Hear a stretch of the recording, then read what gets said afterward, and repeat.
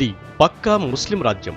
అణువణువున ముస్లిం మత భావాలు కలిగిన దేశస్థులు. అన్ని మతాల కంటే తమ మతమే గొప్పదని భావించేవారు. ఓ నిర్మాణంలో కనుమరుగు కానున్న హిందూ దేవాలయం కాపాడేందుకు ఉద్యమాలు చేస్తున్నారు. పాకిస్తాన్ రాజధాని కరాచీలో 150 ఏళ్ల క్రితం నిర్మించబడింది శ్రీ రత్నేశ్వర మహాదేవ్ ఆలయం. ఇప్పుడు ఆ మందిరం మనుగడకు ప్రమాదం నెలకొంది. గుడికి సమీపంలో ఓ ఫ్లైఓవర్ నిర్మాణం జరుగుతోంది.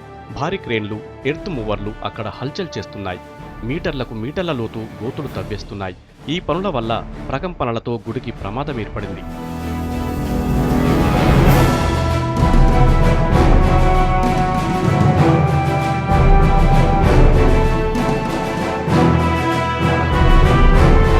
పిడికడు మంది కూడా లేని పాకిస్తానీ హిందువులు ఆలయం కోసం పోరాడే పరిస్థితిలో లేరు. కాని వారికి అండగా నిలుస్తున్నారు కరాచీలోని ముస్లింలు.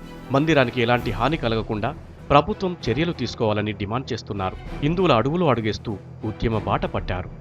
రత్నేశ్వర ఆలయానికి ఘనమైన చరిత్ర ఉంది. లాహోర్లో ఉన్న అతిపెద్ద ఆలయాల్లో ఇదొకటి.